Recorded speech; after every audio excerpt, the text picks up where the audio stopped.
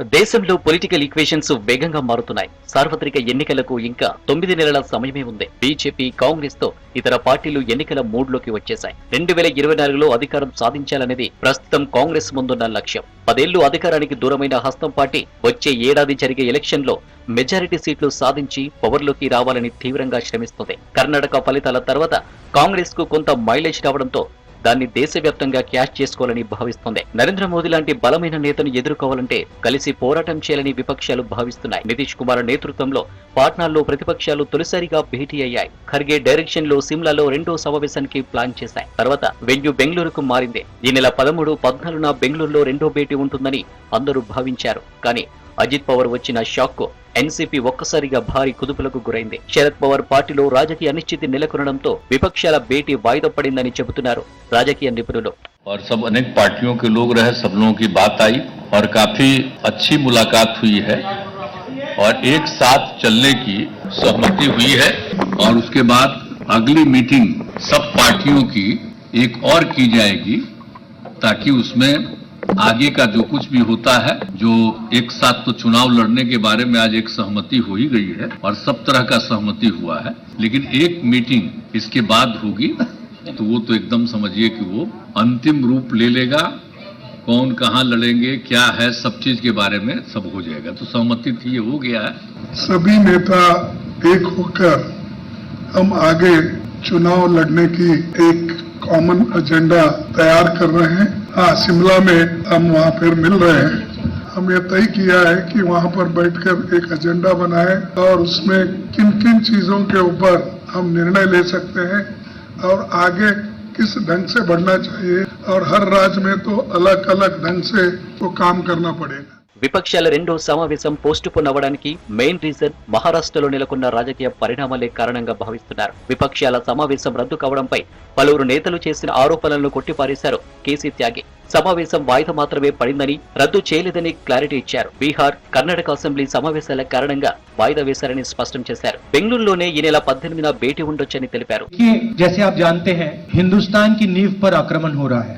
Foundation पर, institutions पर, आवाज पर बीजेपी और आरएसएस आक्रमण कर रही है। मैंने मीटिंग में भी कहा, यह विचारधारा की लड़ाई है और इसमें हम सब एक साथ खड़े हैं। हमने जरूर थोड़ी थोड़ी डिफरेंसेस होंगी, मगर हमने ये निर्णय लिया है कि हम एक साथ काम करेंगे, फ्लेक्सिबिलिटी के साथ काम करेंगे और जो हमारी विचारधारा है, जिसको हम शेयर करते हैं, उसकी हम रक्षा करेंगे। मगर ये एक प्रोसेस है, ऑपोजिशन यूनिटी की एक प्रोसेस है और ये अब बहुत गहरी तरीके से आगे बढ़ने जा रही है। We are united, हम लोग एक है। दूसरी बात है, we will fight unitedly, ये दूसरी बात है, हम लोग एक साथ में लड़ेंगे। तीसरी बात ये हुआ है कि हमारा लड़ाई, हमको अपोजिशन मत बोलो, हम लोग भी देश का सिटीजन है कि बीजेपी का तानाशाही जो गवर्नमेंट, जो डिक्टेटरशिप चला रहा है, जो एट्रोसिटीज चला रहा है, हम लोग जो इलेक्टेड गवर्नमेंट है, हम लोग उधर में पूरा राजभवन को ऑल्टरनेटिव गवर्नमेंट बना दिया।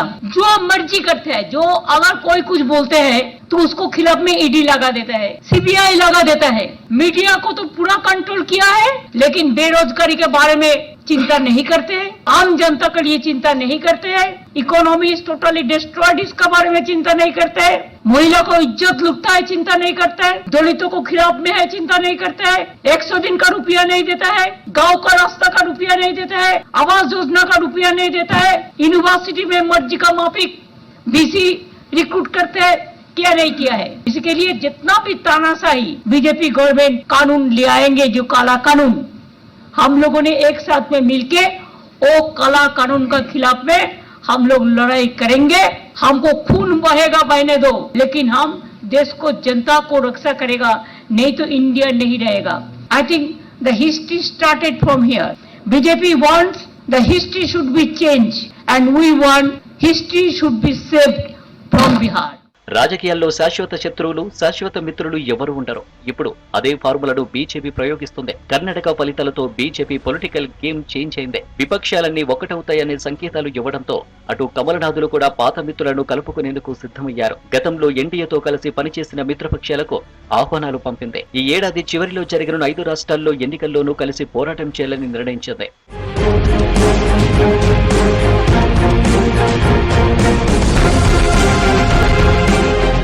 ఈ ఏడాది చివరిలో జరగనున్న తెలంగాణ, ఛత్తీస్గఢ్, రాజస్థాన్, మధ్యప్రదేశ్, మిజోరాం రాష్ట్రాల అసెంబ్లీతో పాటు వచ్చే ఏడాది జరగనున్న లోక్సభ ఎన్నికలకు ముందుగానే రెడీ అవుతుంది బీజేపీ. ఎన్డీఏ భాగస్వామ్య పక్షాలతో కలిసి జూలై 18న కీలక భేటీ నిర్వహించనున్నారు. అటు యూపీఏ, ఇటు ఎన్డీఏ కూటములకు చెందకుండా తటస్థంగా ఉన్న పలు పార్టీలను కూడా ఈ భేటీకి పిలవాలని భావిస్తున్నట్లు సమాచారం. మరోవైపు గతంలో ఎన్డీఏలో ఉండి కూటమి నుంచి బయటకు వెళ్లిన పార్టీలను కూడా మళ్లీ ఎన్డీఏలో కలుపుకోవాలని బీజేపీ చూస్తున్నట్లు తెలుస్తోంది. గతంలో జేడీఎస్, టీడీపీ, శిరోమణి అకాలీదళ్ సహా వివిధ పార్టీలు 2019 తర్వాత బీజేపీ విధానాలతో విభేదించి ఎన్డీఏ కూటమిలో ఉండలేక బయటకొచ్చాయి. పాత దోస్తులకు బీజేపీ మళ్లీ ఆఫర్ ఇచ్చినట్టు టాక్. ఈ మధ్యే అమిత్ షా, నడ్డాని కలిశారు టీడీపీ అధినేత చంద్రబాబు నాయుడు. ఎన్డీఏ మీటింగ్ కు టీడీపీ కూడా ఆహ్వానం పంపినట్టు తెలుస్తుంది. 2019 ఎన్నికలకు ముందు ఎన్డీఏలో ఉన్న టీడీపీ 2018లో కూటమి నుంచి వైదొలిగిందే.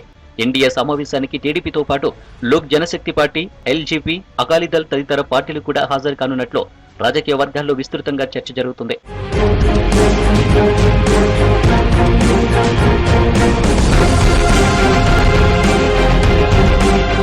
ఎన్డీఏ కూటమి పక్షాలన్నీ ఈ నెల 18న ఢిల్లీలోని అశోక హోటల్లో భేటీ కానున్నాయి. ఈ సమావేశంలో 2024 సార్వత్రిక ఎన్నికలు, 5 రాష్ట్రాల అసెంబ్లీ ఎన్నికలను దృష్టిలో పెట్టుకుని విధి విధానాలపై బీజేపీ అగ్రనేతలు చర్చించే అవకాశం ఉంది. ఇప్పటికే 4 రాష్ట్రాల్లో అధ్యక్షుల మార్పులు చేపట్టిన బీజేపీ కేంద్ర మంత్రివర్గంలో కూడా మార్పులు చేస్తుందన్న ప్రచారం జరుగుతుంది. కేబినెట్ పునర్వ్యవస్థీకరణ తర్వాతే సమావేశం కావాలని నిర్ణయించింది. 2 రోజుల్లోనే కేంద్ర కేబినెట్ పునర్వ్యవస్థీకరణ ఉండనుందని ఢిల్లీ సర్కిళ్లలో తీవ్ర చర్చ నడుస్తుంది. కొత్తగా ఎన్డీఏలో చేరే పార్టీలకు కూడా కేంద్ర కేబినెట్ లో చోటు కల్పించవచ్చనే ఊహాగానాలు వినిపిస్తున్నాయి. कौन बनेगा प्रधानमंत्री? ममता तो कह रही हैं कि कांग्रेस पार्टी सीपीएम से दोस्ती करेगी तो मैं नहीं आऊंगी, मैं विरोध करूंगा। आप देख ही रहे हैं आपस में खटपट है। ये कुर्सी के लिए स्वार्थी लोगों का एक गठबंधन है, जिसकी एकमात्र ये कोशिश है मोदी जी के खिलाफ। अकेले नहीं कुछ कर सकते तो साथ में भी वही आएगा। अब देवेगौड़ा, गुजराल, वीपी सिंह से देश बहुत आगे निकल चुका है। हिंदुस्तान स्थायी सरकार चाहता है, आपस में लड़ने वालों का रगड़ा नहीं चाहता है। इसलिए मिले, चाय पिए, लिट्टी खाएं, उस पर कोई आपत्ति नहीं है। न बिहार उनके साथ जाएगा न देश जाएगा। ఢిల్లీలో జరిగే ఎన్డీఏ మిత్రపక్షాల సమావేశానికి టీడీపీ హాజరవుతున్నట్లు ప్రచారం జరుగుతుంది. ఏపీలో బీజేపీతో జనసేన మిత్రపక్షంగా కొనసాగుతుంది. పవన్ కళ్యాణ్ ను ఈ భేటీకి ఆహ్వానించారా లేదా అనేది తెలియాల్సి ఉంది. ఏపీలో టీడీపీ బీజేపీతో కలిసి ముందుకు వెళ్లాలని పవన్ పలుమార్లు ప్రతిపాదించారు. బీజేపీ నిర్ణయంపై ఏపీలో రాజకీయాలు మరింత వేడెక్కనున్నాయి.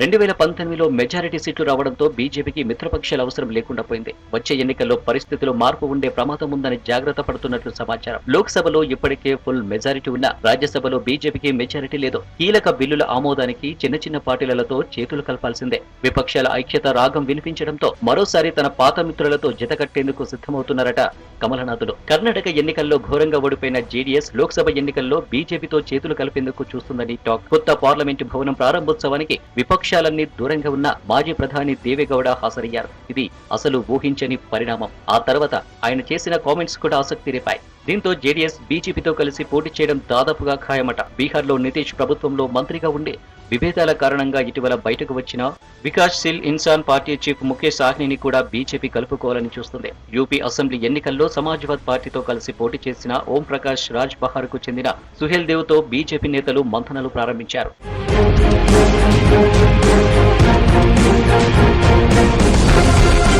అటు విపక్షాలు, ఇటు బీజేపీ పక్షాలు వేరువేరుగా పొలిటికల్ హీట్ పెంచుతున్నాయి. లోక్సభ ఎన్నికలకు ముందే విపక్షాల కూటమి ఎన్నికల కార్యాచరణ రూపొందిస్తుంటే ఎన్డీఏను బలోపేతం చేసే దిశగా కమలనాథులు ముమ్మర ప్రయత్నాలు చేస్తున్నారు. మొత్తానికి బీజేపీ, అటు విపక్షాలు హడావిడి దేశంలో ఎలక్షన్స్ హీట్ పెంచేస్తుంది.